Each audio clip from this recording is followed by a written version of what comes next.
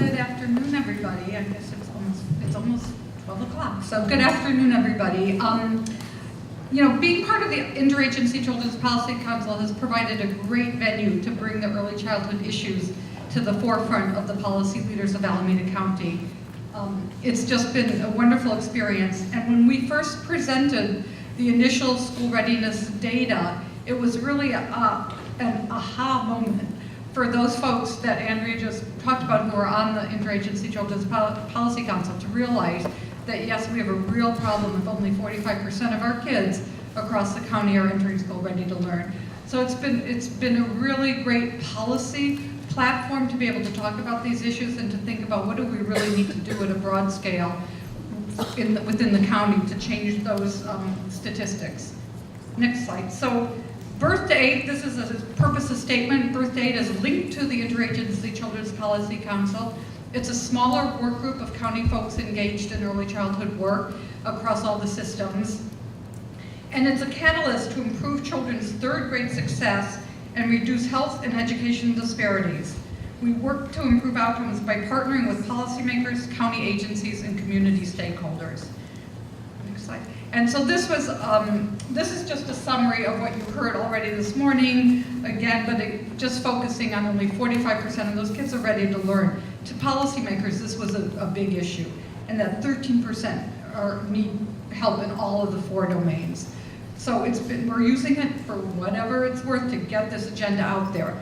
The Interagency Children's Policy Council asked the birth to 8 group to come back and say, what can we do? What do we need to do to turn the curve on this? That this is not acceptable, this is outrageous, we need to do something.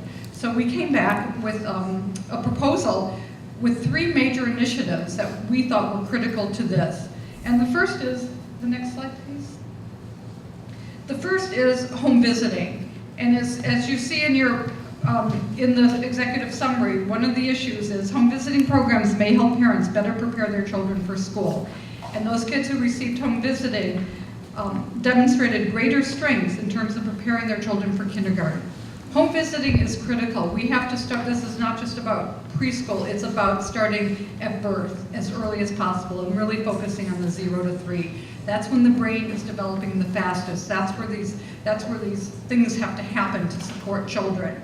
So we have been providing home visiting in the county for many, many, many years with First 5 and other county funding. And we provide long-term case management services to children and families at high risk up to the age of 3. Not all the programs go that far. And they're all based on evidence-based programs that really support good outcomes for kids and families. The target population is low income, mostly Medi-Cal families, and we're also only serving 2,200 of the 56 Medi-Cal births. So there is a big gap that we need to fill. The results are documented in all the best practices. There's improved birth outcomes, children do better. Some of the long-term studies from the Nurse Family Partnership and Healthy Families America shows reduced cost all the way up through the juvenile justice system and employment. So this is a no-brainer that we should be providing home visiting services for every, at least Medi-Cal, if not every family in our system. And this is done in most European countries. It's considered, it's just what you do, that families need support. So only half of the big gap that we're looking at, that we're pushing, is that only more than half of the children born into low-income families are not receiving the benefits of home visiting services. It's really critical, it's cost justified, it's an important service, and it really starts that cycle. It engages parents, it engages the family. The next area that we really wanted to focus on actually is, these aren't quite in order, but that's okay, was quality early care and education. And we've talked a lot about that this morning, but that we really need quality childcare, that it makes a huge difference. It's about warm relationships between caregivers and children, small class ratios, includes comprehensive services of mental health consultation, integrating child development into quality childcare.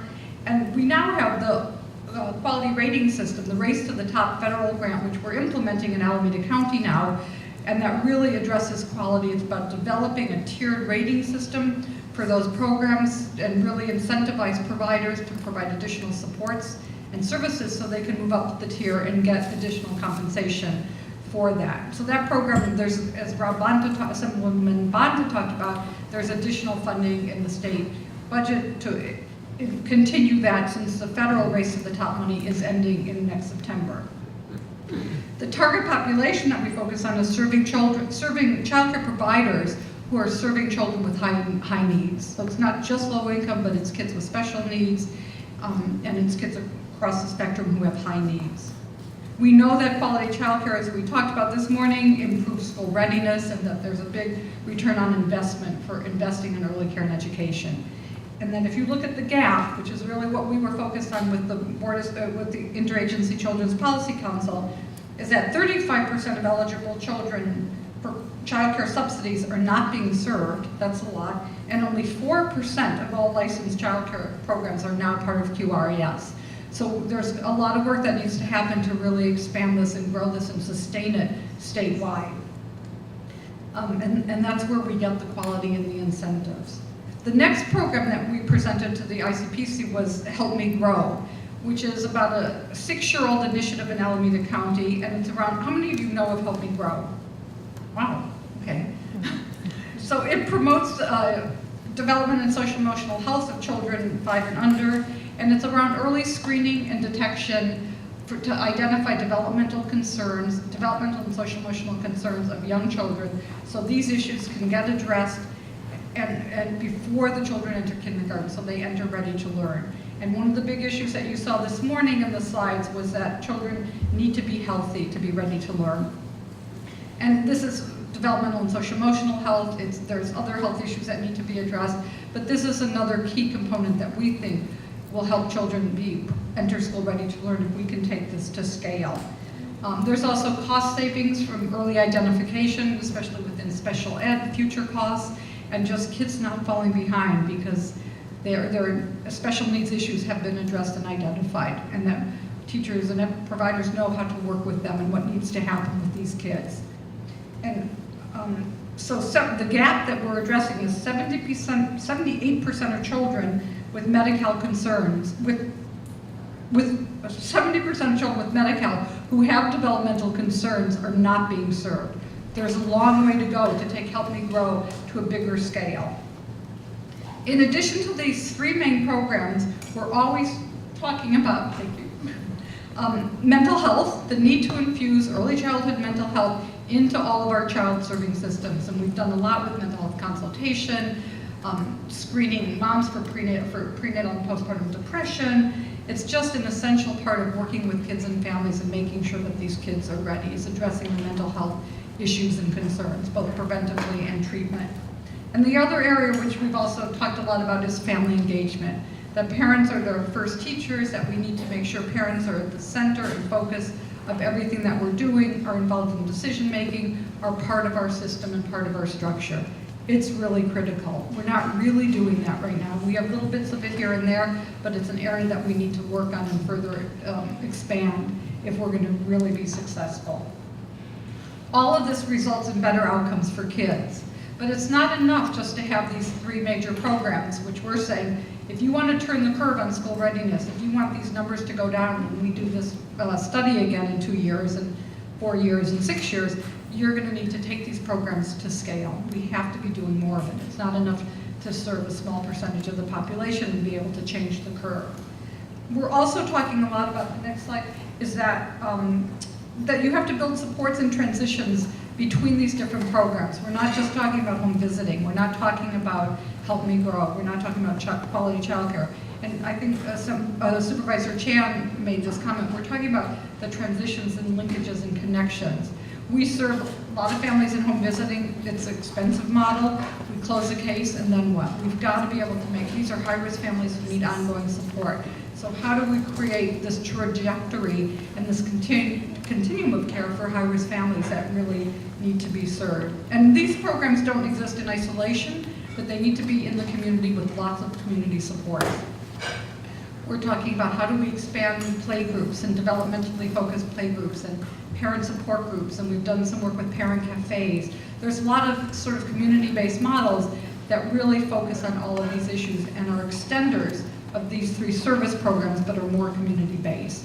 So that's what we're looking at, that's what we're encouraging, that's what we think needs to happen to, next slide, to turn the curve on this school readiness data. We need to scale the 3 programs that we've talked about: home visiting, Help Me Grow, and quality childcare, along with the community supports that need to happen. We need to expand parent leadership and involvement, and we need to create bridges between all these different programs so that there's a continuum of care. And there's the birth date success group that's linked to ICPC is working on issues of transitions. I know Supervisor Wilma-Chan is interested in part of her war on poverty is thinking about how do we create these transitions so we don't lose what we've gained in each of these programs if there's a continuum. We have a lot to do. The next slide is a quote from Nicholas Kristof, who's a columnist for the New York Times. He says, "So here we have an anti-poverty program that is cheap, is backed by rigorous evidence, and pays for itself several times over in reduced costs later on. Yet it funds only 2 to 3% of needy families. That's infuriating." I think we can say the same quote for all of the 3 strategies that we have identified that need to be taken to scale. And until we do that, we're not going to be able to make a major difference in turning the curve on county-wide data. And this is just a chart that shows the return on investment.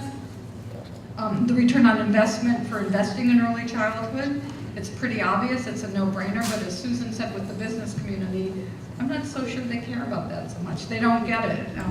They don't think that, nobody sees the investment in their work that they're doing. And so that's not the argument that's been most successful being used. Susan made that point really clearly. So what are the next steps for birth to 8 success as we cut back that we will be advocating for additional resources. We will be taking this expanded presentation of this to the Board of Supervisors to say this is what's needed. We don't expect the county to fund all of this, but we expect to look for other fundings, different ways of leveraging resources and bringing in more money into this county to do this at scale. We also need to assure quality because these programs are only as good as the quality of the care that they provide, and so we're constantly looking at how do we assure quality of care. We need to establish more program linkages. We sort of talk to ourselves, how do we get better integrated into the community with workforce development, with other programs that families really need to get themselves out of poverty and to be and for kids to be successful. How do we need to look at how we grow those linkages and those supports, and engaging new partners. We talk to ourselves a lot, and we really need to bring in and work with other partners in the community, with the business community. We need to be working with higher ed. There's a lot of groups out there that we need to be working with that, we sort of think we do a little bit, but not enough to make the difference that needs to happen. So that's what the county's response to this plan is.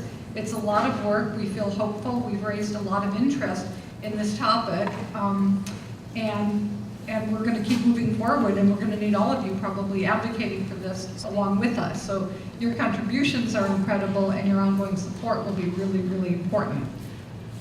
And I also want to thank Ellen Dekdar, who works at the Child Care, I can't say the new name, the Child Care Planning Council, who worked on this PowerPoint and did a lot of pre-work on this presentation.